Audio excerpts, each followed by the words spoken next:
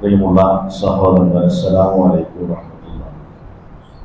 ഇമാം ഇബ്നു മാജ ഉദ്ധരിച്ച ഹദീസിൽ മഹാനായ സ്വഹാബി സൗബാൻ റളിയല്ലാഹു അൻഹു പറയുകയാണ്, റസൂലുള്ളാഹി സ്വല്ലല്ലാഹു അലൈഹി വസല്ലമ ഒരു വിഭാഗം ജനങ്ങളെ ഞങ്ങൾക്ക് മുമ്പ് പരിചയപ്പെടുത്തി.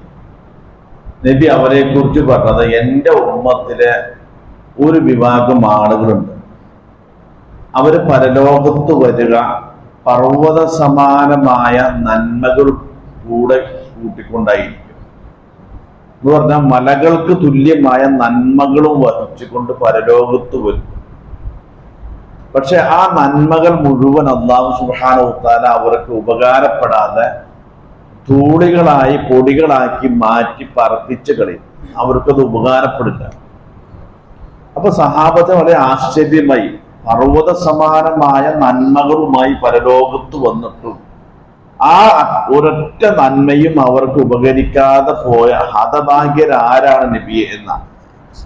അപ്പൊ നബി സല്ലല്ലാഹു അലൈഹി വസല്ലം അവര് പറഞ്ഞു കൊടുത്തു, അവരെന്ന് പറഞ്ഞാൽ നിങ്ങളുടെ കൂട്ടത്തില് നിങ്ങളെ പോലെ ആളുകളാണ്. നിങ്ങൾ ചെയ്തതുപോലെ വലിയ ആരാധന കർമ്മങ്ങളും ഒക്കെ അവർ ചെയ്തതാണ്. ഒരുപാട് നന്മകൾ അവർ ചെയ്യും. പക്ഷെ അവരുടെ ഏറ്റവും വലിയ ഒരു ദൗർബല്യം നബി പറഞ്ഞത്, ഇദാ ഖലൗ ബി മഹാരിമില്ലാഹി ഇൻ തഖ്വ, ഒരു ഹറാമ് അല്ലെങ്കിൽ ഒരു നിഷിദ്ധമായ കാര്യം ചെയ്യാൻ അവസരം കിട്ടിയാൽ അവരത് ചെയ്തിരിക്കും എന്നാണ്. അല്ലെങ്കിൽ നിഷിദ്ധമായ കാര്യങ്ങൾ അവരുടെ മുമ്പിൽ വന്നുപെട്ടാൽ ആ നിഷിദ്ധത്തിൽ അവർ പെട്ടുപോകും എന്നാണ്. ഇത് വളരെ ഗൗരവപ്പെട്ട സംഗതിയാണ്. ഇന്ന് പലപ്പോഴും നമുക്കൊക്കെ ഒരു ദൗർബല്യം എന്ന് പറഞ്ഞാൽ, നമ്മൾ ഒരു വശത്തോടു കൂടി നന്മകൾ ഇങ്ങനെ ചെയ്തോടൊപ്പം മറുവശത്ത് പാരലായിട്ട് നിഷിദ്ധങ്ങൾ പോയിക്കൊണ്ടിരിക്കുകയാണ്.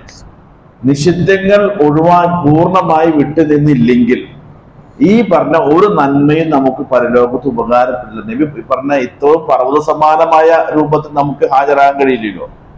അപ്പൊ ഒരു തെറ്റ് ചെയ്യാൻ അല്ലെങ്കിൽ ഒരു ഹറാമ് വന്നുപെട്ടാൽ ആ ഹറാമിൽ നമ്മൾ പെട്ടുപോകുന്ന ആളുകളുണ്ടെന്ന് നബി പറഞ്ഞത്. അങ്ങനെ വന്നു കഴിഞ്ഞാൽ അത്ര വലിയ നന്മകളുണ്ടെങ്കിലും ശരി, പരലോകത്ത് അതൊന്നും ഉപകരിക്കാതെ നഷ്ടക്കാരായി പെട്ടു പോകുമെന്നാണ്. അപ്പൊ നമ്മൾ നന്മ ചെയ്യുമ്പോൾ ആ നന്മയുടെ ഒപ്പം നമ്മുടെ കൂടെ നിഷിദ്ധങ്ങളില്ല എന്ന് ഉറപ്പുവരുത്തണം.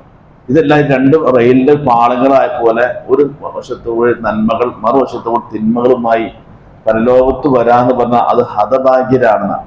അപ്പൊ വളരെ സൂക്ഷ്മതയോട് കൂടി പരമാവധി നിഷിദ്ധങ്ങളിൽ നിന്ന് വിട്ടുനിന്ന് എത്ര ചാൻസ് കിട്ടും, എത്ര ഗുണമാണെങ്കിലും ശരി, ഒരു നിഷിദ്ധത്തിലേക്ക് ഞാനായിട്ട് പോവുകയില്ല എന്നൊരു തീരുമാനം എടുത്ത് പോയാലാണ് നമ്മുടെ നന്മകളൊക്കെ നമുക്ക് പരലോകത്ത് ഉപകരിക്കുകയുള്ളൂ.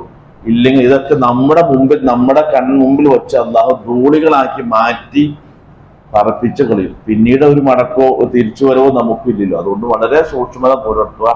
അല്ലാഹു അനുഗ്രഹിക്കുമാറാകട്ടെ.